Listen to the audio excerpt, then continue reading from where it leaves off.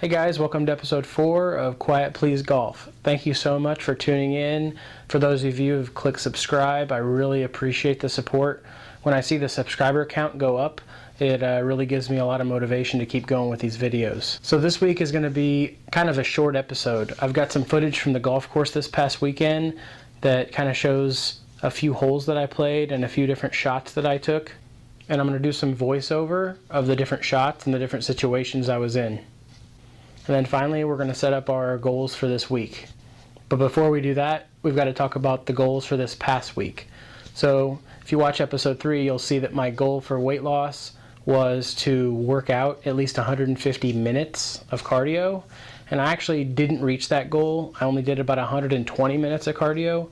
But the good news is, when I weighed in this morning, I had good results.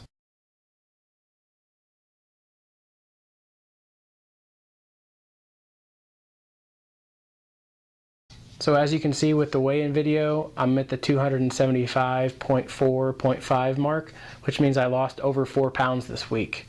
So the cardio that I did do really paid off. So seeing that number on the scale this morning was huge for my motivation this week. I know what work I put in this past week, and I know I can do better, which means I can lose even more weight. So this week's going to be interesting because I'm traveling for my full-time job a couple days. So my plan is to work out at the hotel or maybe in the early morning go for a jog. So I'm going to set my goal for this week at the same as last week, 150 minutes of cardio, and that'll be my weight loss goal. On the golf side this past week, I didn't reach that goal either. I wanted to go to the range a couple times and have a couple practice putting sessions, but none of that actually happened. I only made it to the golf course once this past weekend, and you'll see later in this video the results from that. With me traveling quite a bit this week, my golf goal is going to be to make it to the range twice and do one practice session at the putting green. And unfortunately this weekend coming up, I'll be gone all weekend, so I won't get to play 18 holes, but I'm really hoping to play 9 holes on Friday afternoon or Friday evening. And with those 9 holes I play, my goal is to shoot even par or better. Another goal on the 9 holes I play is to hit at least 60% of the greens in regulation and 70% of fairways. So I'll update you guys next week on how that goes. One thing I wanted to bring up this episode is my driver. So this thing last year was in the bag almost the entire year. I almost exclusively hit my 3-wood off the tee last year, and it's because I wasn't comfortable at all with my driver. This year is completely different because I took a different approach. So I decided that I was going to hit my driver regardless of how well I felt like I was hitting it or if I knew where it was going. And so far what that's done for me is really helped me build my confidence with the driver. So I have a Titleist 910 D2 driver. It's 9.5 degree, but I have it set to, I think, 7.5 degrees of loft. I used to hit the ball off the tee way too high, and I actually was going into a Golfsmith one day, and I was just hitting 9.5 degree drivers, and a guy came over to me, and he was a worker there, and he said, "You're hitting the ball way too high. You're not going to maximize your distance." So he gave me a 7 degree driver to hit, and I was hitting it 280, 290, which is longer than I normally hit it, because I usually hit it about 270, 280 at the most. And so I went back home that day and I switched this to a 7.5 degree driver, and I've been hitting it well pretty much ever since. I don't necessarily know if I'm going to hit a draw or a fade, but my normal flight is pretty straight with a little bit of a draw.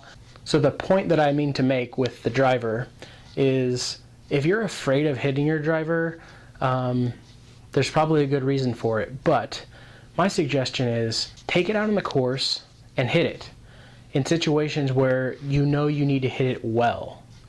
That's the only way you're going to get better with it. There's no way for me to build confidence with my driver if I'm keeping it in the bag all the time.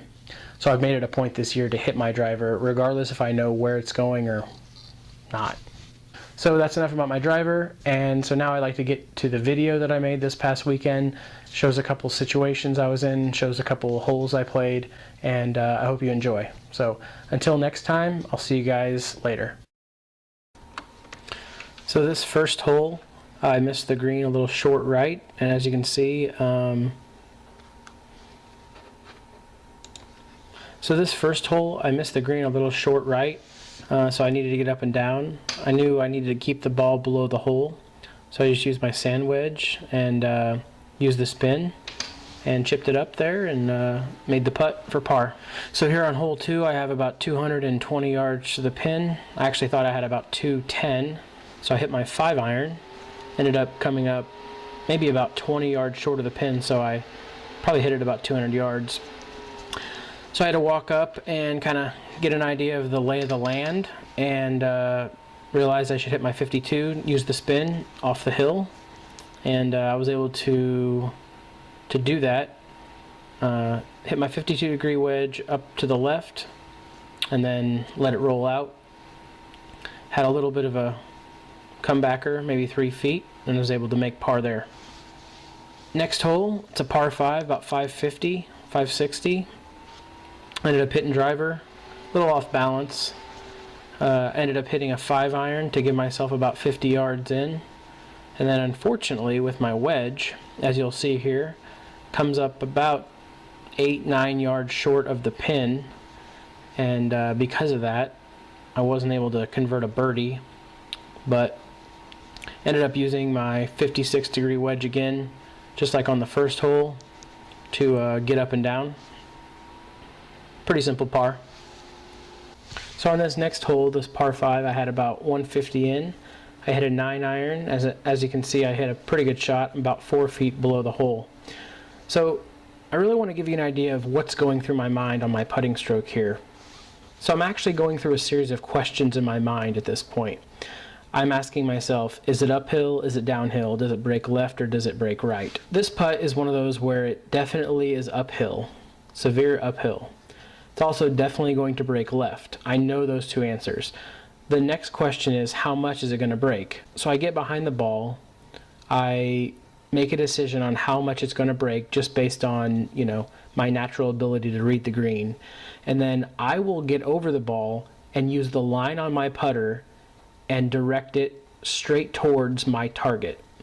From that point forward, I only look at the hole one more time. And it's early on while I'm lining it up. After I look at the hole once, the only thing I look at is the line on my putter and my target spot, which if you've ever played something like Tiger Woods golf, I imagine the hole to be, on this particular putt, about 8 inches past where this hole is and about a cup to the right. And as you can see, I'm able to execute that pretty well.